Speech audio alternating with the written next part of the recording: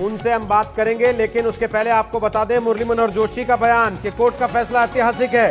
राजनाथ सिंह रक्षा मंत्री, उन्होंने भी स्वागत किया है इस मामले को लेकर। और साथ ही आपको बता दें उत्तर प्रदेश के मुख्यमंत्री योगी आदित्यनाथ ने भी सीबीआई अदालत के इस फैसले का स्वागत किया है। कहा है कि सत्यमेव जयते के मुताबिक सत्य की जीत हुई है। और साथ ही योगी आदित्यनाथ ने यह भी कहा है कि फैसला साफ करता है कांग्रेस की सरकार ने राजनीतिक पूर्वाग्रह से ग्रसित होकर वोट बैंक की राजनीति के लिए देश के पूज्य संतों और बीजेपी के छाव में ले लीजिए। भगवान भला करेंगे।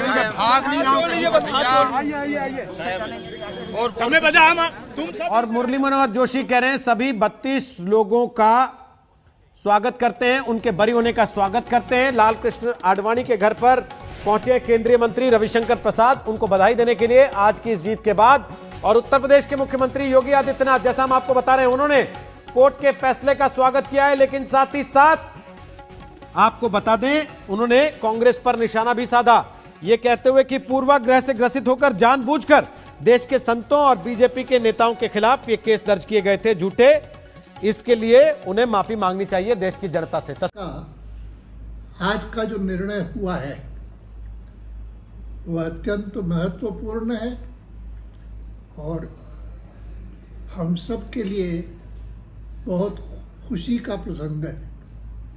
स्पेशल कोर्ट का आज का जो निर्णय हुआ है वह अत्यंत महत्वपूर्ण है और हम सब के लिए बहुत खुशी का प्रसंग है।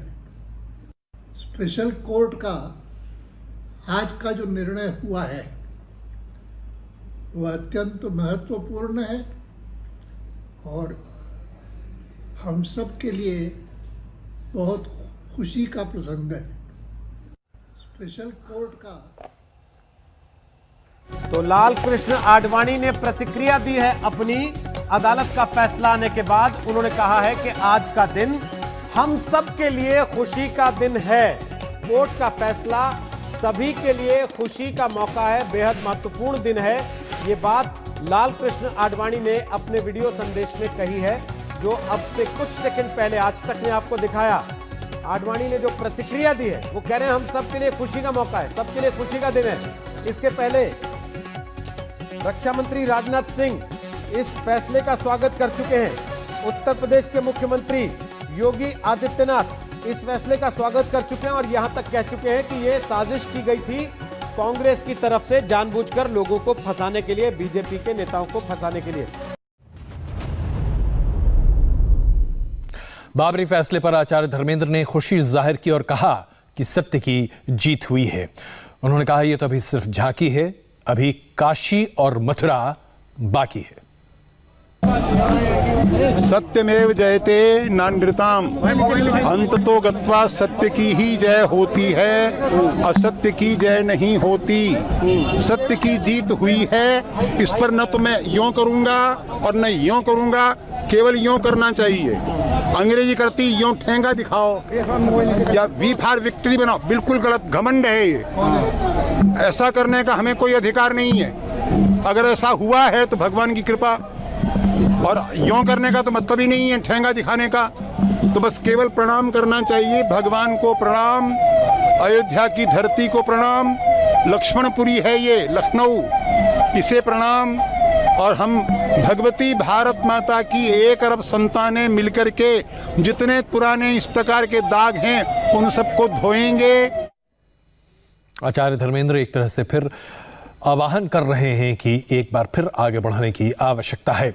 बाबरी केस में कोर्ट के फैसले के बारे में क्या कहा गया है आपको बताएंगे। हमारे 4 रिपोर्टर्स हमारे साथ रहेंगे बस इस छोटे से ब्रेक के बाद। 28 साल चला, अब क्या रिएक्शन है आप? देखिए, हमारे को तो उसी दिन राहत मिल गई थी जब सुप्रीम कोर्ट ने ये तय कर दिया था कि राम लल्ला की ही वो जन्मभूमि है। उसके बाद परमानंद चरमोत्कर्ष हमने तब जिया जब श्री राम जन्मभूमि पे मंदिर का भूमि पूजन हुआ। हम पर जो राजनीतिक विद्वेष के कारण आरोप लगे थे, आज हम उससे मुक्त हुए हैं। अब जो कॉन्स्पिरेसी पर कहा गया कि कॉन्स्पिरेसी नहीं है, लोगों का रिएक्शन था, इस पर क्या कहा, आपकी भूमिका पर क्या कहा गया है? देखिए, मेरी भूमिका पे बातचीत फैसले में उन्होंने कहा जो भी जिस तरह के भी आरोप हम पर लगे। देखिए, अपने देश को अपनी आस्थाओं के प्रति जागृत करना कोई अपराध नहीं है।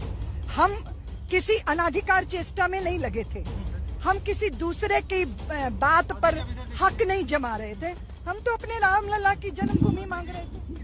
इस दौरान एक नारा था कि अयोध्या झांकी है, काशी मथुरा बाकी है, तो क्या ये आंदोलन भी अब काट पे है? देखिए, अपने अधिकारों की लड़ाई न्यायालय के माध्यम से। नमस्कार। सबसे पहले बात हाथरस गैंगरेप मामले की करते हैं। पीड़िता अब इस दुनिया में नहीं है और कल दिल्ली के अस्पताल में उसने गंभीर चोटों के बाद दम तोड़ दिया। उत्तर प्रदेश की पुलिस शुरू से ही इस मामले में लापरवाही बरतती नजर आई और अब अंतिम संस्कार को लेकर हैरान करने वाली बात सामने आई है। परिजनों और गांव वालों की मर्जी के खिलाफ पीड़िता का अंतिम संस्कार आधी रात को जबरदस्ती कर दिया गया। परिवार और गांव वाले कहते रहे कि अभी अंतिम संस्कार नहीं करेंगे, लेकिन पुलिस नहीं मानी और रात के अंधेरे में ही अंतिम संस्कार कर दिया गया। पीड़िता की मां एम्बुलेंस के आगे रोती रही और बेटी को एक बार घर ले जाने दो, लेकिन उनकी एक नहीं सुनी गई। भारी पुलिस बल की तैनाती कर दी गई थी और जब अंतिम संस्कार किया गया तो हम आपको वो तस्वीर भी दिखाएंगे जिसमें परिवार का कोई भी व्यक्ति वहां मौजूद नहीं था। इन तस्वीरों में आप देखें तो आप साफ साफ देख पाएंगे कि सिर्फ पुलिस वाले मौजूद हैं जो शव पर लकड़ियां डालकर उसे जलाते नजर आ रहे हैं। तो बेहद हैरान करने वाला उत्तर प्रदेश पुलिस का यहाँ पर रवैया रहा। शुरुआत से लेकर ही अगर बात की जाए शारिक, तो किस तरह से पहले एफआईआर करने को लेकर लापरवाही बरती गई, बाद में रेप की धारा जो है उसे जोड़ा जाता है, रेप की पुष्टि करने में कई दिनों का वक्त लग जाता है और अब जब परिवार को अंतिम संस्कार अपनी बेटी का करने देना चाहिए था रात के अंधेरे में, जो कि हिंदी रीति रिवाजों के खिलाफ होता है। हिंदू रीति रिवाजों के हिसाब से सूर्योदय से सूर्यास्त के बीच में ही आप अंतिम संस्कार कर सकते हैं, लेकिन यहाँ पर भी पुलिस वालों ने एक नहीं सुनी और परिवार को एक तरह से बंधक बना दिया गया एक दूसरे घर में। और ये तस्वीरें आप देख रहे हैं जब डीएम मौजूद हैं, पुलिस वाले मौजूद हैं, लेकिन परिवार का कोई भी व्यक्ति मौजूद नहीं है और पुलिस वालों ने ही अंतिम संस्कार कर दिया। अपनी बच्ची के अंतिम संस्कार का हक भी परिवार वालों को नहीं दिया गया। मुखाग्नि देने की जो तमन्ना थी परिवार की, एक तो बेटी को खो देने का गम, वो दूसरी तस्वीर जिसमें परिवार वालों को अंदर बंद कर दिया गया और कहा गया कि आपको इजाजत नहीं है अपनी बच्ची के अंतिम संस्कार में शामिल होने की और उसे मुखाग्नि देने की। तो पुलिस वालों ने ही वहां शव पर लकड़ियां डाली और उसमें आग लगा दी। लेकिन जब यह सब कुछ हो रहा था तो उस वक्त परिवार का एक भी सदस्य नहीं था, यानी परिवार से उनकी अपनी बच्ची के अंतिम संस्कार का हक भी छीन लिया गया। इतना ही नहीं, पीड़िता के परिवार को एक घर में बंद कर दिया गया, जो तस्वीरें में साफ दिख रहा है। और बेहद हैरान करने वाला है शारिक, आखिर उत्तर प्रदेश पुलिस के पास इस बात का क्या जवाब होगा, सरकार के पास इस बात का क्या जवाब होगा कि आखिर परिवार क्यों नहीं अंतिम संस्कार में शामिल किया गया, परिवार को क्यों इस तरह से बंधक बनाया गया, इस सब के लिए कौन जिम्मेदार होगा और क्यों नहीं सुबह तक का इंतजार कर लिया गया, क्यों नहीं उन्हें रीति रिवाजों के हिसाब से अपनी बच्ची का अंतिम संस्कार करने दिया गया। माँ गाड़ी के बोनट के आगे रोती रही, बिलखती रही, गुहार लगाती रही कि एक बार बच्ची को घर ले जाने दिया जाए, लेकिन पुलिस वालों ने एक नहीं सुनी। और ये वो तस्वीर आपके सामने है जब पुलिस वालों ने ही अंतिम संस्कार कर दिया पीड़िता। और जब परिवार वाले डीएम से बात कर रहे थे तो डीएम सांत्वना देने के बजाय डांटते नजर आए। ये माँ है।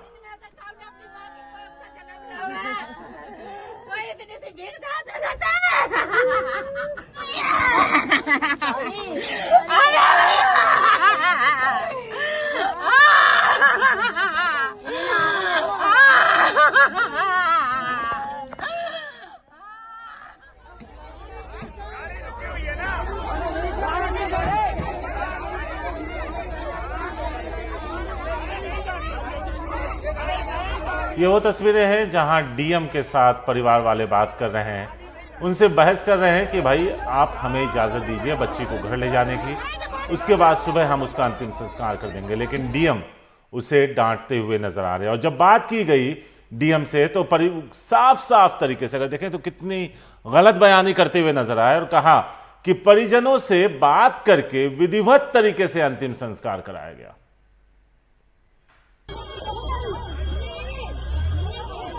ये वो रात की तस्वीरें हैं अदिति, जब भारी पुलिस बल तैनात था। बिल्कुल, और जब एम्बुलेंस भी पहुंची वहां पर पीड़िता का शव जिसमें रखा हुआ था, परिवार वाले, गांव वाले वहां पर भीड़ लगाकर खड़े हुए थे, सब इंतजार कर रहे थे और भारी पुलिस बल की तैनाती है। पुलिस पूरी तरह से तैयार थी और ये पूरा योजना जो है बना ली गई थी, इसी तरीके से किया जाएगा क्योंकि पुलिस बल की तैनाती वहां पहले से